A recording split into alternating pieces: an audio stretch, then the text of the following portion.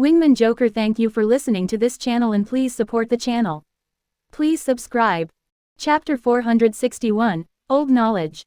This way, young master. The old woman in skimpy clothes guided Axel through the luxurious brothel's corridors. This place is very gaudy, he couldn't help but comment, noticing the expensive paintings on the walls. Of course, the Golden Brothel is the best in the city, the woman said proudly.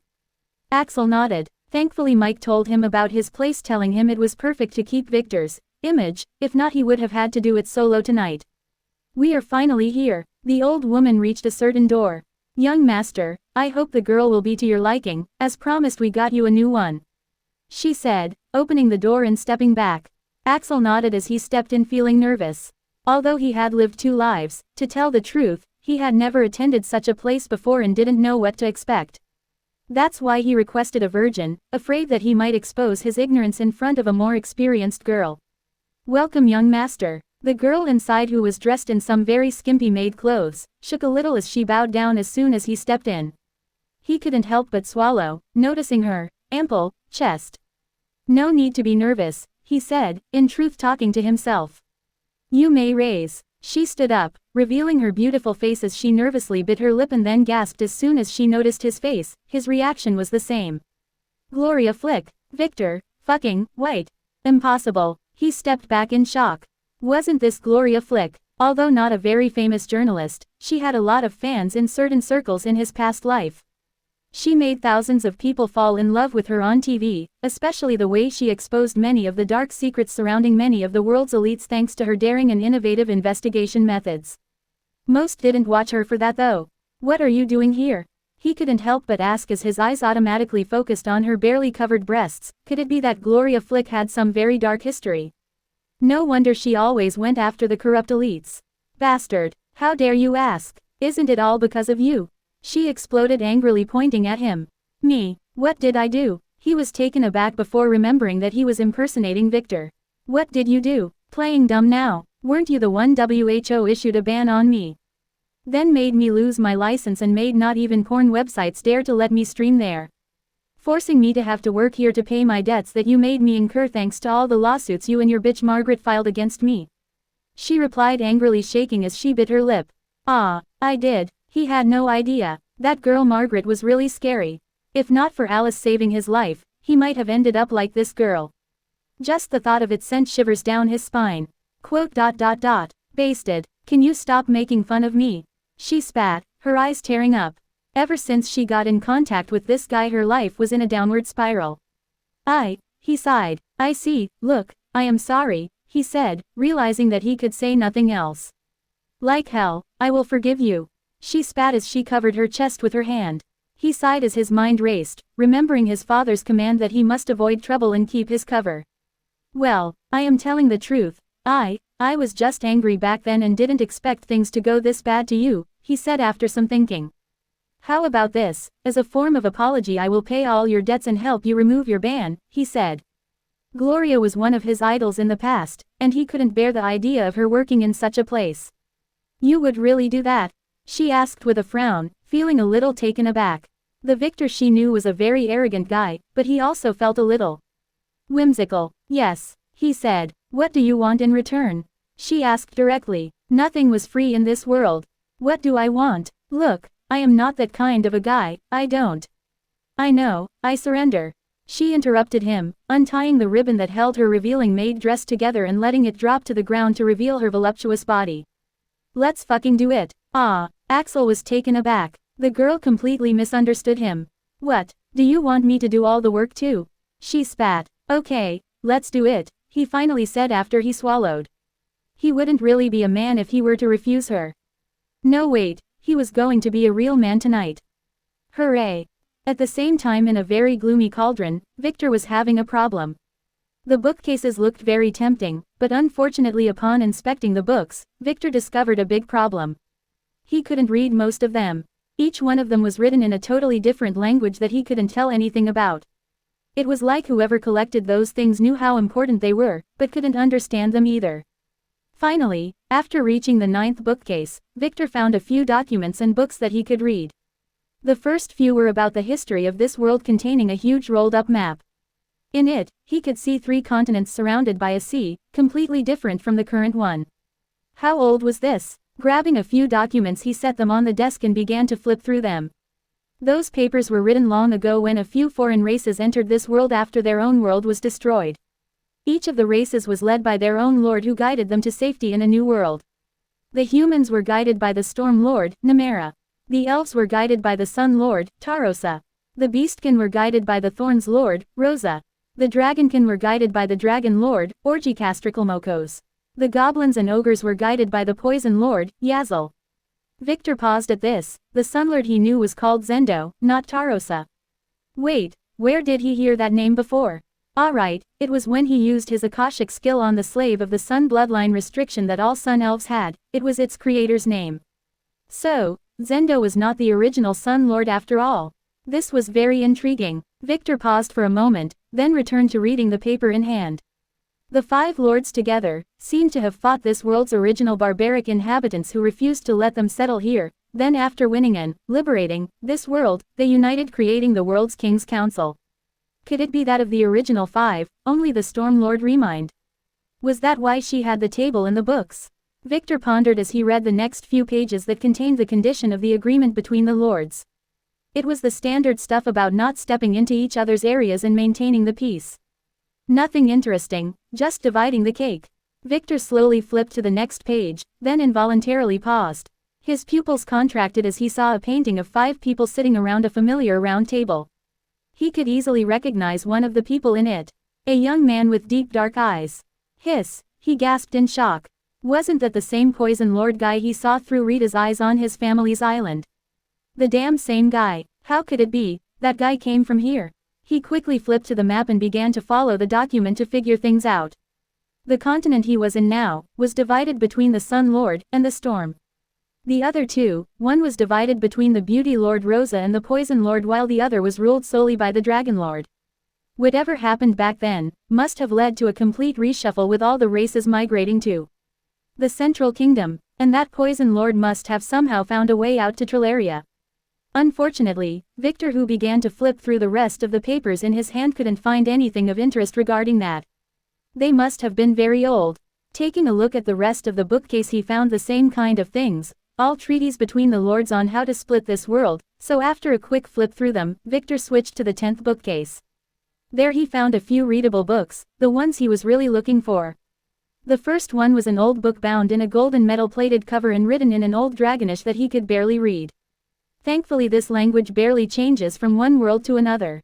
Dragons were some very traditional creatures. Despite the name of the book being Meditations on the System and Concepts. Inside it, there was only an old tattered collection of papers of someone who was clearly studying some older books and taking notes. Some of them were severely damaged, but thankfully some of them were in good condition. After an entire hour of being totally engrossed in translating it, Victor laid back and looked aimlessly at the cloudless cauldron sky. His eyes were totally unfocused, as if he had just smoked some kind of supreme weed, having his mind fucked a few times in the process. So that's how it is, he said in a lost voice. He really knew nothing despite having all the clues. Although the book didn't explain in depth, the data in it was enough to make him realize many things. No wonder, he said. So it was all about the concepts. At first, he couldn't wrap his mind around this, but after reading this book he finally got it, some of the missing segments of knowledge that connect everything together. As Rosette told him before, concepts were really just a manifestation of certain ideas or phenomena taking physical form. Like the collection of information needed to make the phenomena appear. Sparks by themselves were like highly concentrated concepts, making them take a physical form. They usually had the tendency to radiate the concept they had to the world around them, slowly changing it. It really sounded crazy, a concept taking a physical form, but apparently, that's the way it was. The thing Rosette didn't know was that the usage of concepts was not something that only lords could do. Everyone could use a concept if he had the right tool, as they could be implemented into magical tools and weapons. What really struck Victor hard was the fact that he had been using those all this time. The moment he became a player he gained that ability. Yes, the system skills themselves were just a bunch of concepts, being managed by the system. A skill is an image of a concept, he said to himself as he flicked his hand, making a fireball appear before he inspected it. He always wondered how it was possible for a player to create fireballs and use magic despite it being impossible according to the world rules. The answer according to the book was that the system itself was some kind of supreme autonomous higher being that collected concepts and sparks to manage them. When one became a player, the system would have access to all of his knowledge and skills as concepts. By collecting millions upon millions of the said concept, the system would no longer be limited to the understanding of one person of a certain subject, but it would own the amalgamation of all the images and concepts that all the players had about it. And an amalgamation of concepts was what was called a spark. Yes, the system was using the players to collectively create the sparks and then to use those to empower the said players back by giving them shared access to those powers as classes and skills. For example, the concept of the fireball must have been something that was born in a different world where magic was a thing. And by making a connection with the system and acquiring the skill book that was in a way a key to the connection, Victor was able to gain access to this skill, to this concept. Thinking about this made Victor finally understand many crucial things, like why someone who knew how to play piano would get a piano playing skill. It was all the system, harvesting his concept and giving it back to him in the form of a skill after combining it with the knowledge of other piano players. This also explained why people who had a certain nature or experience tended to have a class that corresponded to it. According to the book, the system would usually thrive to enhance the concepts he had, so he would give people the skills and classes that had the highest probability of growing up with them. All of those were a great revelation to him, allowing him to finally understand a part of how the system worked. He had also figured out why he didn't get that skill to get girls to cry on his chest. It was most likely the system didn't have the concept of that yet. The book also had a page discussing the origin of the system itself, arguing that it might be a very high concept by itself or some image of a collection of sparks. But in the end, the author didn't seem to have any evidence. What caught Victor's attention was one sentence handwritten in cursive Elvish at the end of the book. The system seems to seek control, and this is evident by its agents. If you want to seek more info, proceed with caution. Those guys are a pain in the dragon's ass. Taking a deep breath after digesting what he had just read, Victor frowned. The system, as far as he knew, was not sentient. Did it have a sentient agent? What did that even mean? He had never even come close to such knowledge before, and it made him feel a little agitated. He tried to search the papers again for any explanations of the system, but he could find nothing. Sighing, he decided to look at another book that caught his attention. Its title was The Royal Elves' Guide to be a Lord. This was what he probably needed. Feeling intrigued, Victor began to read through it immediately. The language was a little archaic, but thanks to a certain elven princess, he could also read this. The first few pages were dedicated to praising the elves' superiority over the other races, like all elven books. The next page after that was a warning that only elves should read it or else. He flipped the page. Warning: you were cursed by the elven death, SSS. You and your entire offspring will die in 60 seconds. He quickly dispelled the curse using a talisman that he already had in hand before flipping the page to finally reach the juicy stuff describing what lords were. It was mostly very similar to what Rosette told him. Lords were higher sentient creatures that could utilize the images and concepts to display supernatural powers. The more the said lord understood this concept, the more powerful he or she would become. The rest was completely different from the shallow knowledge that Rosette knew. The book had a deeper explanation of many things. First was how one could become a lord. This got Victor very interested. There were simply 3 known methods. The first was to become an embodiment of a concept. Just become the spark itself. The book's example was of a man sleeping all the time, making himself slowly become the concept of sleeping itself, then growing to be a spark before finally becoming the Lord of Sleep. This method was 100% theoretical, as no one ever managed to do it according to the author. The second method was to naturally integrate a spark into his own body. According to the book, this was a very dangerous thing, as the one who was to integrate the spark had to be at least 50% compatible with it or have a way to allow it to change his body to be compatible using a suitable technique. If one were to force it, it would lead to either the destruction of the spark or to the death of the attempt. According to the author, only 4 people in the entire elven history managed to do this, as it had many drawbacks, including being affected by the bad aspects of the concept and becoming a target to other lords. Victor frowned, not sure what that meant. The last method was to use supernatural power as a medium to force the integration with a spark. This was what 99% of the people who became lords used. And according to all known records, all of them were using the same supernatural power called the system. By offering the spark to the system would naturally grant the player a lord designation, allowing him to virtually be a lord while handling the containment of the said spark. This method also had the benefit of allowing the lord to quantify his status and level using the system interface. Else it was a very hard progress that depended on the lord's understanding of himself. Victor squinted his eyes. This was a little different from what that Storm Lord told Rosette. Maybe that woman was not a good thing after all. Thinking back to what he knew, Victor also remembered the eternal spark that integrated with Alpha. It was not a system thing as the system displayed nothing, so his guess was that it must have been the second method. So the reason it didn't work on him and only responded to Alpha was this compatibility thing. Wait, now that he remembered, the spark itself was hidden in Alpha's heart. To begin with, maybe throughout the years it changed Alpha's body, allowing it to be more compatible with it somehow. Maybe it's something else. He frowned. At least this gave him an idea why Alpha had no system indication about the said spark. He quickly flipped the page. Lord's growth. Lords grew stronger by collecting sparks and then connecting them through their understanding. The sparks should contain compatible images of the same concept or build up to a grand image called an affinity. For example, a Sun Lord would be able to collect additional sparks of light and heat to empower himself instead of collecting other sun sparks that are usually very rare. The book also warned us to be extremely careful of collecting conflicting sparks, it might cause an explosion. Wow, that example was very specific. Victor raised one eyebrow. Could this sun thing be a thing common to the elves? Maybe. After that was sparks types. Total sparks, major sparks, minor sparks, partial sparks. Sparks naturally grow from partial sparks to total sparks the more perfect their concepts and images become. There was also an explanation of another type called a faded spark that caught Victor's attention. He had that demon faded spark after all. According to the book, this faded spark was a spark that had its concept extracted by some method or technique, leaving it only a shell that needed to be filled in and fixed by making it collect its concepts. Fixing a faded spark was far easier than creating a spark from scratch as it would do most of the work and it was only needed to leave it in a suitable environment for a long time. So, that's why that guy left it to be buried by demons. Victor said. He finally realized that the faded spark he got from the Sun Temple was left there to be filled in. He slowly flipped the page.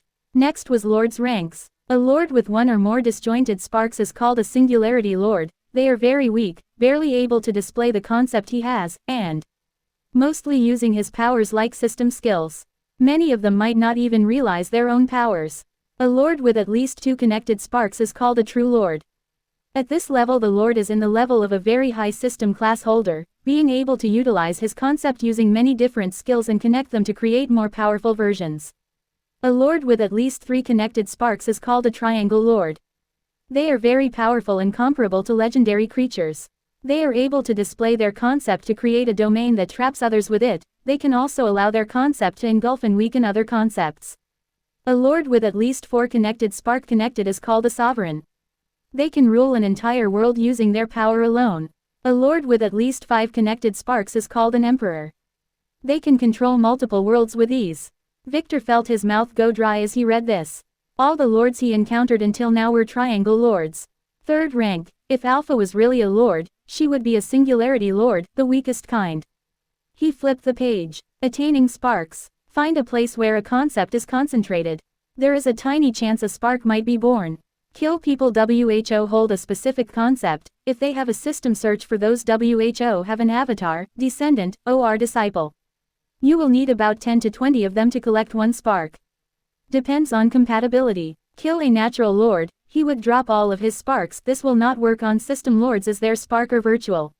The collection method. Find a few disciples, give them a part of your power, and make them meditate to grow it up thinking that they might become lords someday, then sacrifice them all to the system that will return part of the concepts to you as you are their master. The benefit of this method is that you would be using your own spark as a seed for the new spark, allowing maximum compatibility. HSS's. Victor gasped reading this. Rosette was in danger. That bitch Storm Lord was only using her. This changed everything about what he planned to do. It seemed like he needed to make a new backup plan to smuggle his family out of this place.